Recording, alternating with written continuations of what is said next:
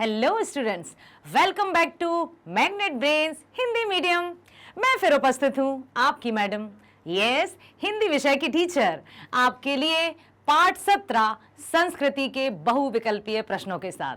प्यारे बच्चों, आशा करती हूँ कि आप सभी स्वस्थ होंगे, खुश होंगे और प्रसन्न होंगे। साथ ही साथ अपने गृह कार्य को, जो स्कूल में दिया जा रहा है उसको भी समय पर पूरा कर रहे होंगे।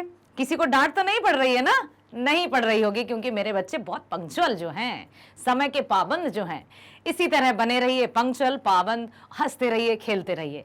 आइए चलते हैं हम पाठ 17 संस्कृति के बहुविकल्पीय प्रश्नों की ओर। पहला प्रश्न है, संस्कृति में इक प्रत्यय जोड़कर नया शब्द क्या होगा, या नया शब्द बनाइए।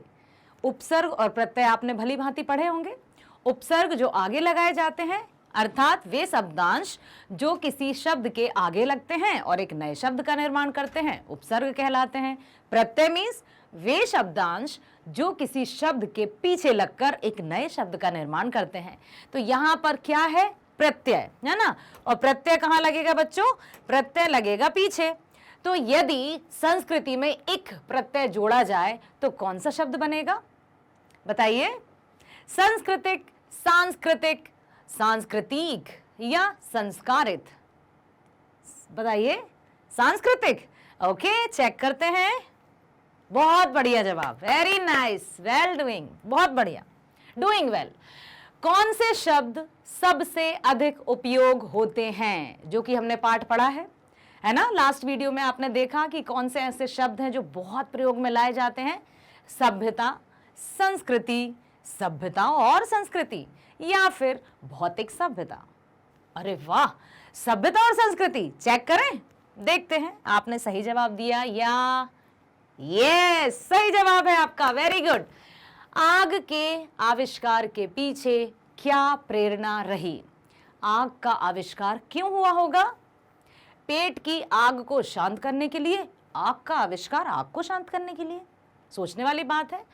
अंधेरा दूर भगाने के लिए, या फिर सर्दी दूर करने के लिए, या जंगली जानवरों को भगाने के लिए? सबसे पहला कौन सा कारण होगा जिसके कारण आग का आविष्कार हुआ होगा आदि मानव द्वारा?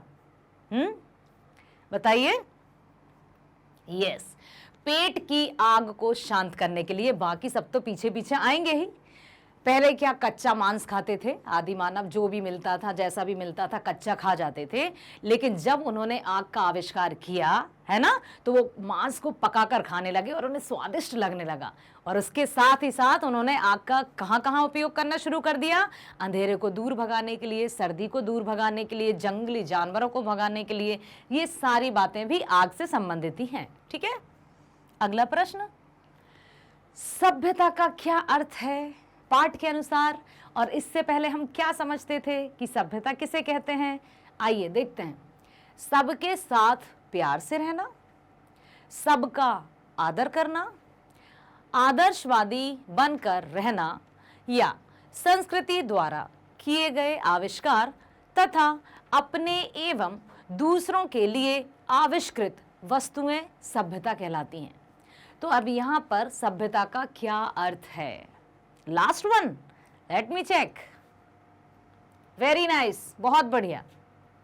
अगला प्रश्न, संस्कृत व्यक्ति से लेखक का क्या तात्पर्य है? यदि लेखक कहें कि कोई संस्कृत व्यक्ति है, तो वो किस अनुमान पर कहेंगे कि कोई व्यक्ति संस्कृत है? बताइए।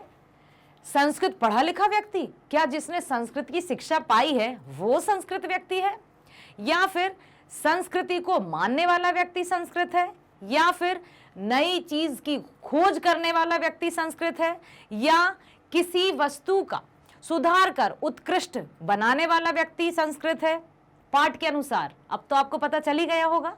प्रीवियस वीडियो आपने देखा होगा, सबसे फर्स्ट वीडियो देखा होगा जिसमें हमने पाठ का सार पढ़ा। उसके बाद हमने प्रश्न उत्तर किए, प्रश्न अभ्यास किया। तो अब आपको पता चल गया होगा कि संस्कृत व्यक्ति कौन है।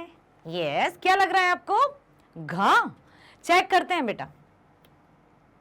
नई चीज खोज करने वाला व्यक्ति, और जो घा है वो क्या, सभ्य व्यक्ति कहलाएगा। किसी भी नई चीज की खोज करना या आविष्कार करना जिस व्यक्ति के हाथों से होता है उसे क्या कहते हैं, संस्कृत व्यक्ति। और उसी बात को या उसी खोज को आगे बढ़ाकर ले जाना, नई पीढ़ियों तक पहुंचाना, वो सभ्य कहलाता है। क्लियर है? ओके, आगे चलते हैं। अपने पूर्वजों से अनायास ही कुछ प्राप्त करने वाला व्यक्ति क्या कहलाता है? जस्ट अभी मैंने कुछ बताया था, आपको याद है, सुना था आपने? बताइए, जिनको अपने पूर्वजों से अनायास ही कुछ प्राप्त हो जाता है, होता ही है, तो ऐसा व्यक्ति क्या कहलाएगा? संस्कृत व्यक्ति, सभ्य व्यक्ति, संभ्रांत व्यक्ति या विद्वान व्यक्ति? क्या कहेंगे? सभ्य व्यक्ति, संस्कृत व्यक्ति? ओके, देखते हैं क्या सही जवाब। यस, बहुत सही।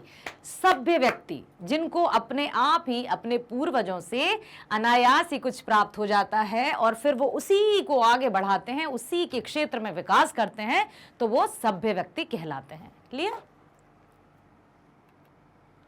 लेखक ने सुई धागा या सुई बनाने वाले को बड़ा आविष्कर्ता क्यों कहा? सुई ही तो बनाई थी, सुई तो इतनी सी होती है, तो उसको बहुत बड़ा आविष्कर्ता क्यों कहा लेखक ने? क्योंकि तब से मनुष्य सर्दी से बचाव करना सीख गया, क्योंकि किसी ने सुई नहीं बनाई थी अब तक, क्योंकि सुई बनाना बहुत बड़ा आविष्कार था, क्योंकि सुई बनाने वाले को बड़ा आविष्कर्ता कहा जा सकता है। तो बताइए कि सुई बनाने वाले को बड़ा आविष्कर्ता क्यों माना?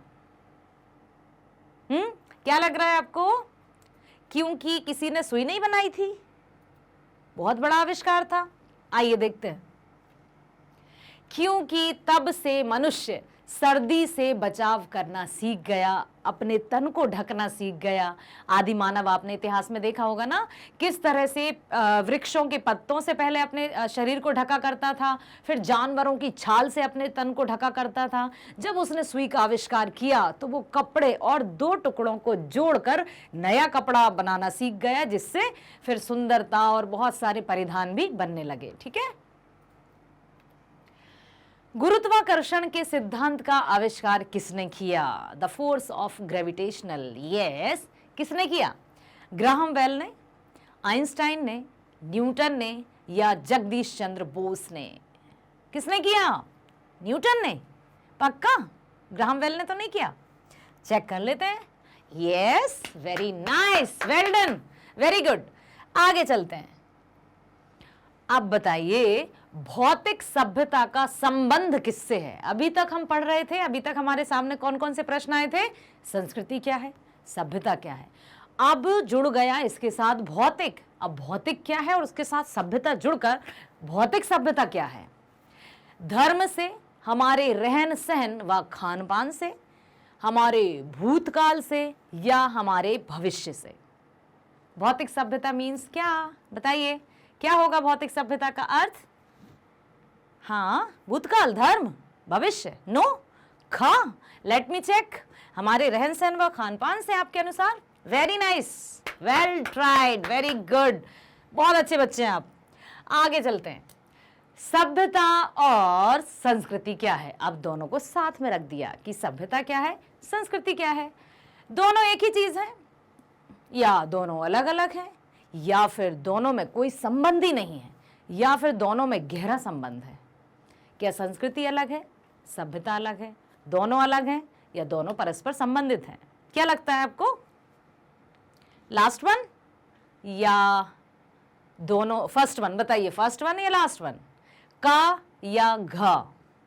दोनों लग रहे हैं, चेक करें। दोनों में गहरा संबंध है। दोनों एक ही चीज नहीं कह सकते हैं हम, ये नहीं कह सकते कि सभ्यता और संस्कृति एक है, लेकिन हाँ, सभ्यता और संस्कृति में बहुत गहरा संबंध है। इनको विभाज्य करना असंभव है, अर्थात ये अविभाज्य हैं। ठीक है, वेरी गुड। पेट भर और तन ढका होने पर भी कौन सो नहीं पाता? बताइए, कौन नहीं सो पाता जिसके पास सब कुछ है, सारी भौतिक वस्तुएं जिनको कहते हैं हम बेसिक नीड्स, रोटी, कपड़ा और मकान। फिर उसके बाद भी कैसा व्यक्ति है, कौन व्यक्ति है जो चैन से सो नहीं पाता? संस्कृत व्यक्ति, बीमार व्यक्ति, बेचैन व्यक्ति या 99 के फेर में पड़ा व्यक्ति? क्या लग रहा है आपको, कौन व्यक्ति नहीं सो पाता? यदि आपको इससे पहले वाले वीडियो का एक प्रश्न जो उत्तर था और यदि आपने उस प्रश्न को सही से सुना था तो आपको उत्तर पता होगा कि कैसा व्यक्ति लिखा था ना उसमें। ऐसे व्यक्ति निठल्ले नहीं बैठ सकते। कैसे व्यक्ति बताइए, क्या लग रहा है?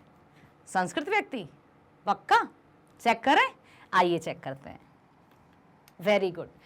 लेखक के अनुसार एक संस्कृत व्यक्ति सिर्फ वही नहीं कि जिसने कोई आविष्कार किया और चैन से बैठ गए, मैंने मेरा काम कर दिया, अब जाने दुनिया जिसको जो करना हो, बल्कि एक ऐसा व्यक्ति संस्कृत व्यक्ति कहलाता है जिसके पास सारी सुख सुविधाओं के बाद भी वो अपने कर्म को करते रहता है और उसको निरंतरता के साथ चलायमान रखता है। ठीक है, तो यही दिया है कि पेट भर तन ढका होने पर भी कौन नहीं सो पाता चैन से? सोते सब हैं, लेकिन उसके मन में कि कल मुझे ये करना है, उसके मन में एक नए कार्य को करने की उमंग ललक जागृत रहती है, वो रहता है संस्कृत व्यक्ति। ओके, असंस्कृति का क्या परिणाम होता है? संस्कृति देख ली हमने, संस्कृत देख लिया हमने, अब आ गया असंस्कृति। असंस्कृति का क्या परिणाम होता है? समाज का विघटन, मनुष्य का विनाश, विनाशकारी परंपराएं और उपर्युक्त सभी। असंस्कृति का परिणाम क्या लग रहा है आपको? असंस्कृति समझते हैं ना, संस्कृति का उल्टा, विपरीत, विलोम, असंस्कृति। तो क्या होगा? समाज का विघटन होगा, मनुष्य का विनाश होगा, विनाशकारी परंपराएं होंगी या उपर्युक्त सभी। सब कुछ लग रहा है आपको? चेक करते हैं। यस, बहुत सही, वेरी गुड। आइए, लेखक से संबंधित प्रश्न आया है, ध्यान से सुनिएगा। भदंत आनंद कौशल्यायन का जन्म कब और कहां हुआ था? नो नो नो, बुक के पेज नहीं पलटेंगे। यदि आपने जीवन परिचय वाला फर्स्ट वीडियो अच्छे से देखा था तो थोड़ा सा अपने मस्तिष्क को कहिए कि थोड़ा सोचने का कार्य करें और बताइए कि लेखक का जन्म कब और कहां हुआ था। नेपाल के कपिलवस्तु नामक स्थान पर सन 1905 में, अंबाला के सोहाना गांव में सन 1905 में, मथुरा में सन 1915 में या फिर वाराणसी में सन 1905 में। और लेखक कैसे थे, किस धर्म के अनुयायी थे? बौद्ध धर्म के अनुयायी।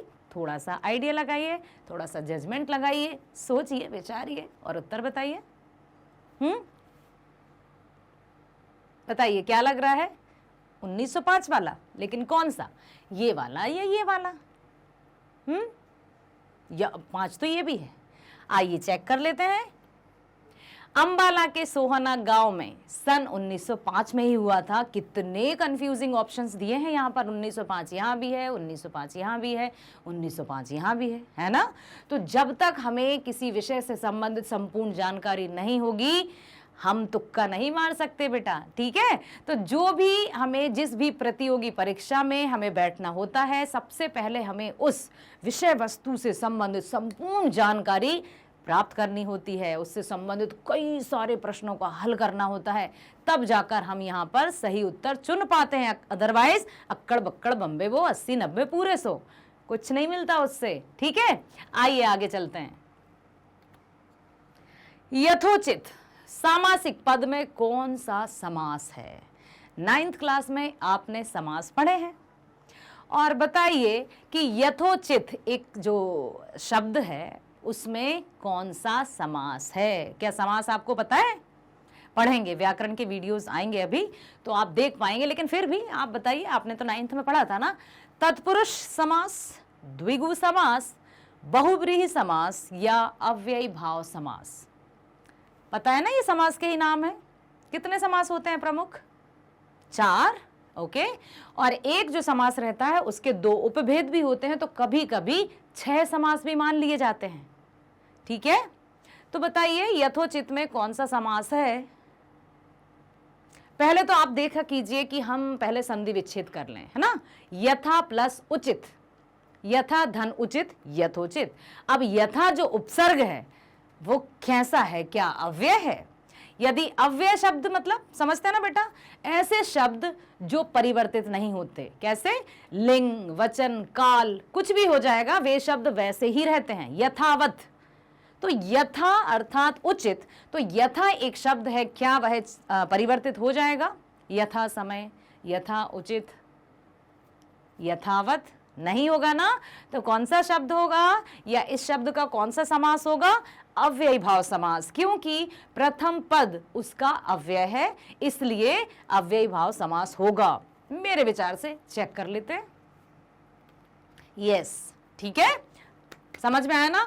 और हम डिटेल में पढ़ेंगे समास। मनीषियों से मिलने वाला ज्ञान किसका परिचायक है? हमारी उन्नति का, देश के विकास का, मानव कल्याण का, या उपर्युक्त सभी। मनीषियों, मनीषियों मतलब समझते हैं, मनीष किसको कहते हैं? बुद्धिमान व्यक्ति, विदुषी, विद्वान, है ना, तो ज्ञानी। तो उनसे मिलने वाला ज्ञान किसका परिचायक होता है? उन्नति का, विकास का, या कल्याण का, या सबका? सबका लग रहा है, पक्का? देख लेते हैं।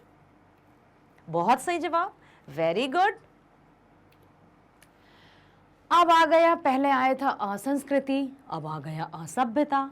लिखा है असभ्यता किसे कहा गया है?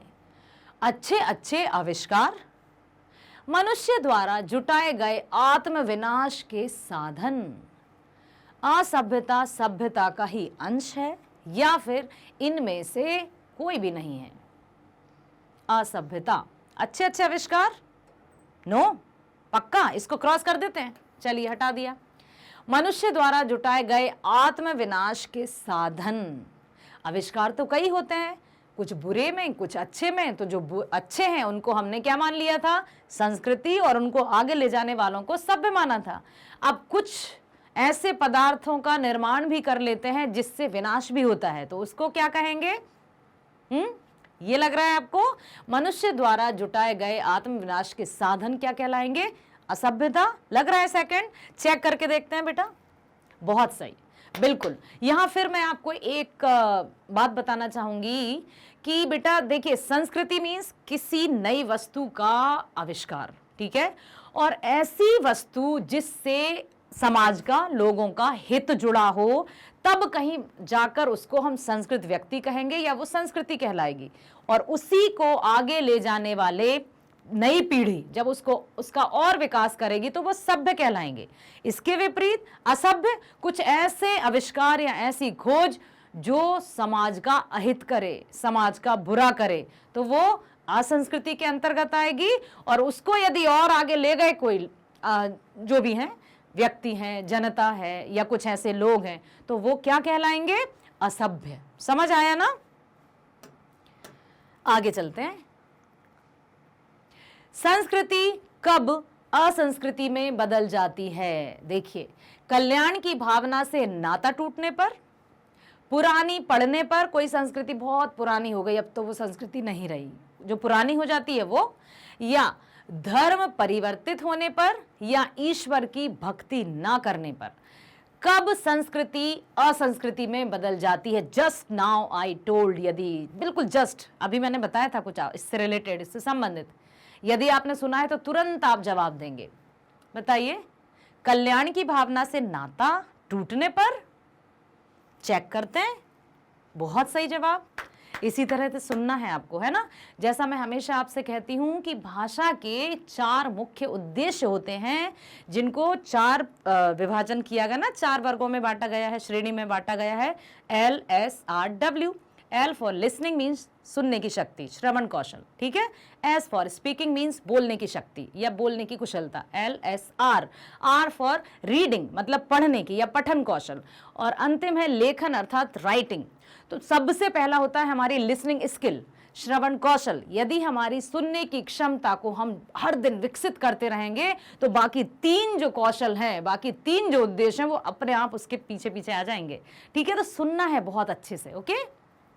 आगे चलते हैं।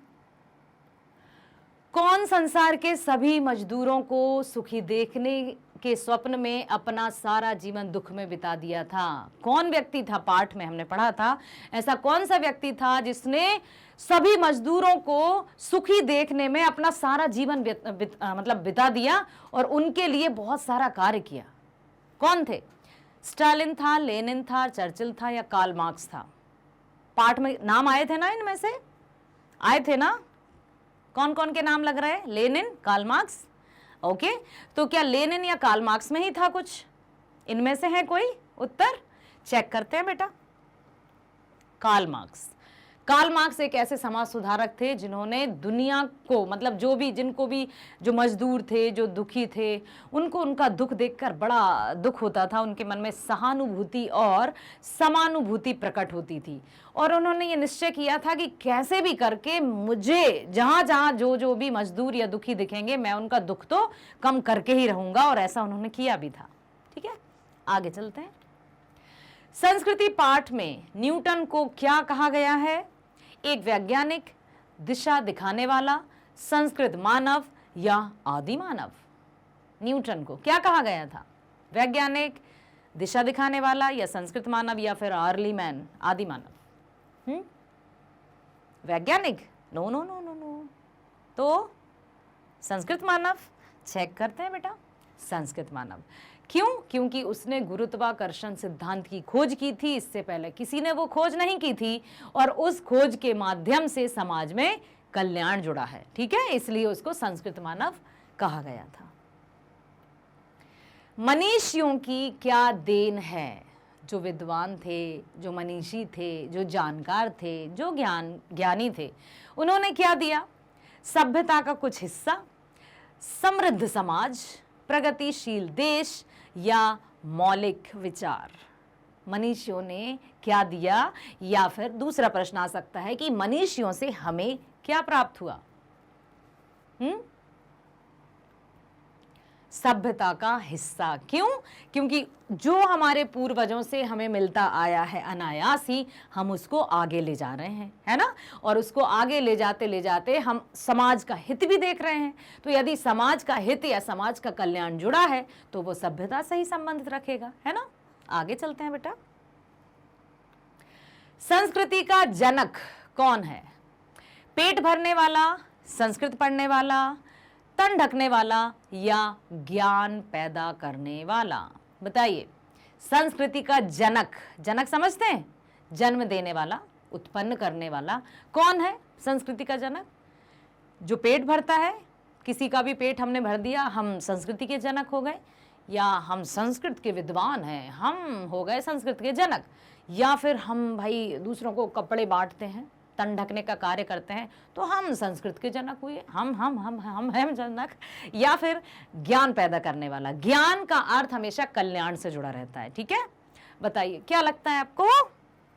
ज्ञान पैदा करने वाला। ओके, जो ज्ञानी होंगे, जो मनीषी होंगे, वे हमेशा सदा ही समाज के कल्याण के और हित के बारे में ही सोचते हैं और उस सभ्यता को आगे ले जाते हैं।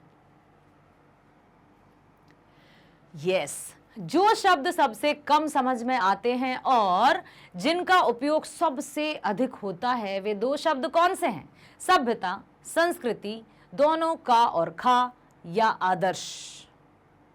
तो बिल्कुल आप फर्स्ट वीडियो याद कीजिए जिसमें हमने पाठ का सार पढ़ा था कि ये दो शब्द हैं जो प्रयोग में तो बहुत लाए जाते हैं लेकिन समझ में कम आते हैं। तीसरा चेक करते हैं, क्या सभ्यता और संस्कृति दोनों, अर्थात तीसरा guys right answer. Yes, very nice, बहुत अच्छा कर रहे हैं बेटा आप। आगे चलते हैं। कौन रूस का भाग्य विधाता है? स्टालिन, लेनिन, चर्चिल, या कोई नहीं? रूस का भाग्य विधाता किसे कहा गया है? पाठ में, संस्कृति पाठ में रूस का भाग्य विधाता किसे कहा गया है? लेनिन। ठीक है, याद रखिएगा, आप इतिहास भी पढ़ते हैं ना, रूस की क्रांति भी पढ़ी होगी आपने, उस समय भी आया होगा ये नाम, तो याद रखिएगा कि रूस का भाग्य विधाता लेनिन को कहा जाता है। ओके, भौतिक शास्त्र के विद्यार्थी को न्यूनतम जितना क्या नहीं कह सकते? बताइए, जो भौतिक शास्त्र के विद्यार्थी हैं उनको क्या, कम से कम हम क्या नहीं कह सकते? न्यूनतम, कम से कम हम क्या नहीं कह सकते? संस्कृत, सभ्य, दोनों का और खा, या इनमें से कोई नहीं? संस्कृत नहीं कह सकते। क्यों नहीं कह सकते बताइए? क्योंकि वो जो काम कर रहे हैं वो चला आ रहा है, उनके पास आया है, तब उस काम को वो कर रहे हैं, और हम संस्कृत किसे कहते हैं? जिसने कुछ नया आविष्कार किया हो। तो वो जो भौतिक शास्त्र के विद्यार्थी हैं वो तो उस कार्य को करते चले जा रहे हैं, उसको आगे बढ़ाएंगे, सभ्य कहला सकते हैं, लेकिन उनको संस्कृत नहीं कहा जा सकता। संस्कृत किसे कहते हैं? जिसने कुछ नई नई खोज की हो, नए नए आविष्कार किए हों। क्लियर है ना बेटा? ओके। मानव को सुख सुविधा देने वाले साधन क्या कहलाते हैं? संस्कार, सभ्यता, असभ्यता या प्रतिष्ठा? मानव को सुख सुविधा देने वाले साधन क्या कहलाते हैं? संस्कार, सभ्यता, असभ्यता या प्रतिष्ठा? सभ्यता। ठीक है।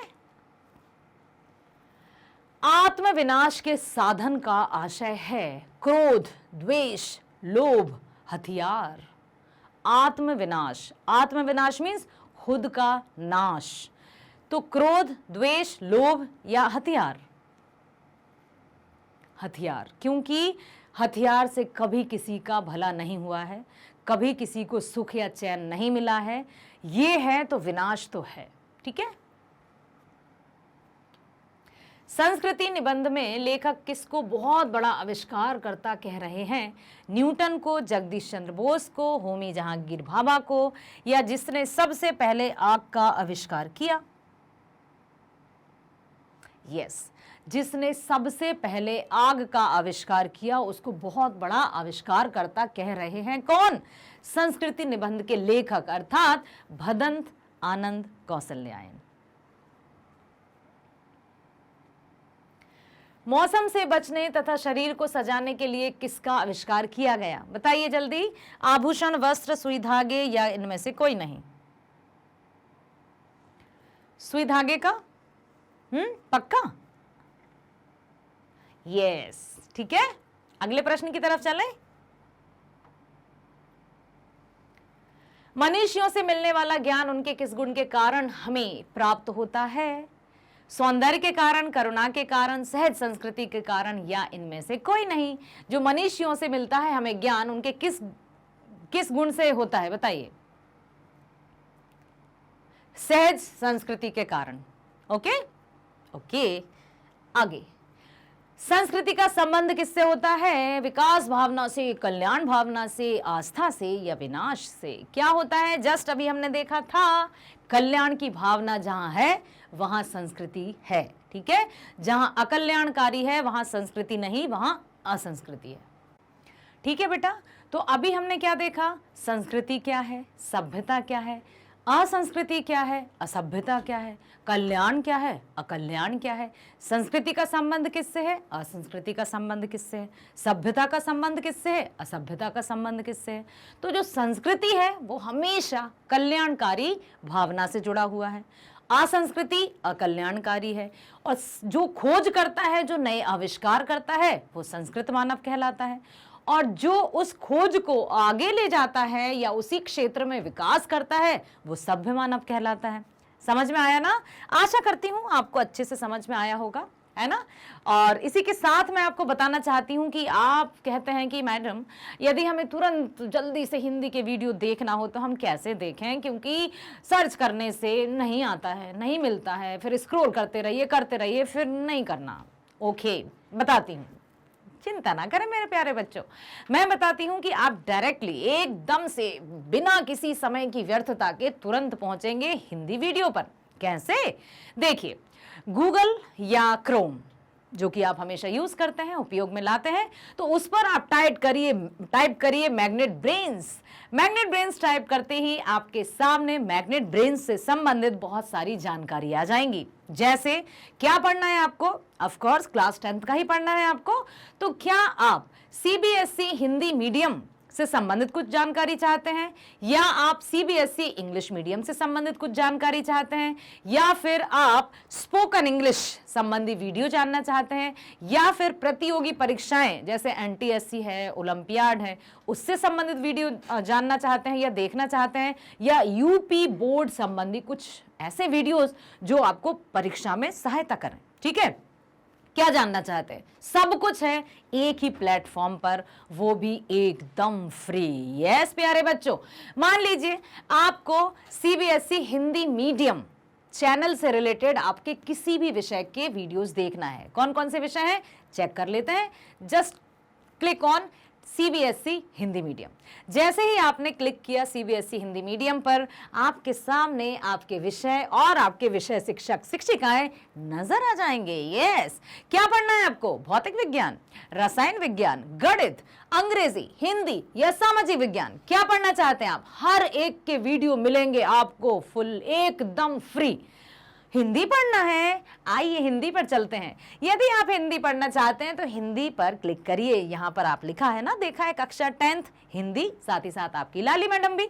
जैसे ही आप क्लिक करेंगे तो आपके सामने आ जाएगी कुछ इस तरह की स्क्रीन, जिसमें आपकी मैडम भी दिखाई देंगी और हिंदी से संबंधित आपको संपूर्ण जानकारी। क्या देखना है, कौन से पाठ देखना है, कौन सी कविताएं देखना है, पाठ्यक्रम देखना है, नो नो नो, हमें सिर्फ बहुविकल्पीय प्रश्न देखना है। जो कुछ भी आपको देखना है वो सब आपके हाथ में है, क्योंकि आप मैग्नेट ब्रेन्स में जो है, मैग्नेट ब्रेन से जो जुड़ गए हैं। यस बेटा, ओके। कहेंगे मैडम सबसे पहले हमें पाठ्यक्रम ही जानना है। यदि हम पाठ्यक्रम जान जाएंगे तो हम सब कुछ आसानी से जान जाएंगे, साल भर हम निश्चिंत हो जाएंगे। Yes, very good idea. तो यदि हम पाठ्यक्रम पर क्लिक करेंगे, जैसे ही आपने पाठ्यक्रम पर क्लिक किया, पाठ्यक्रम पर क्लिक करते साथ ही आपकी स्क्रीन के सामने इस तरह का दृश्य आ जाएगा। दृश्य में आप देखेंगे 4 किताबें पढ़ना है 10th में। नो नो नो बेटा, यदि आपके स्कूल में सीबीएसई अर्थात एनसीईआरटी की 10th क्लास में हिंदी कोर्स ए है, यदि आपके विद्यालय में कोर्स ए की हिंदी पढ़ाई जाती है तो उसमें 2 बुक्स हैं। कौन कौन सी? एक है क्षितिज जो कि मेन पाठ्य पुस्तक है, दूसरी है कृतिका जो कि पूरक पाठ्य पुस्तिका है, जिसको अंग्रेजी में हम सप्लीमेंट्री रीडर कहते हैं। कोर्स ए क्षितिज और कृतिका। ठीक उसी तरह से कोर्स बी भी है एनसीईआरटी में, उसमें भी 2 बुक्स हैं। कौन कौन सी? एक है स्पर्श, दूसरी है संचयन। तो इन चारों बुक्स का संपूर्ण सिलेबस एक ही वीडियो में, हाँ, कोर्स ए और कोर्स बी से संबंधित संपूर्ण वीडियो आपको एक ही में मिल जाएगा। सारे चैप्टर्स की जानकारी, कितने पाठ हैं, कितनी कविताएं, सब कुछ यहीं पर मिलेगा बेटा। ठीक है, तो इस वीडियो को स्किप मत कीजिएगा। साथ ही साथ अपने फ्रेंड्स को भी बताइएगा जो परेशान होते रहते हैं, क्या पता कौन सा है, क्या पढ़ना है, किसमें कौन सी कविता है, किसके कवि कौन है। ओ हो, बिल्कुल नहीं होना, परेशान नहीं होना, वीडियो देख लीजिएगा, तुरंत आपको समझ में आ जाएगा। ठीक है, तो अधिक से अधिक चैनल को लाइक करेंगे, यस ऑफ कोर्स करेंगे, सब्सक्राइब भी करेंगे, साथ ही साथ अपने फ्रेंड्स को, अपने चाहने वालों को, अपने नोन पर्सन्स को, अपने परिचितों को लिंक भी करेंगे शेयर। यस बेटा, अधिक से अधिक लाइक कीजिए, सब्सक्राइब कीजिए, शेयर कीजिए। क्यों? क्योंकि मैग्नेट ब्रेन्स ले आया है आपके लिए class 6 to 12th online education एकदम फ्री, 100% फ्री। कोई सब्सक्रिप्शन नहीं लिया जाएगा, कोई पेड सब्सक्रिप्शन आपसे नहीं कहा जाएगा, कभी भी नहीं कहा जाएगा। आप हमेशा मैग्नेट ब्रेन्स पर फ्री में वीडियोस देख सकते हैं और घर बैठे अध्ययन कर सकते हैं।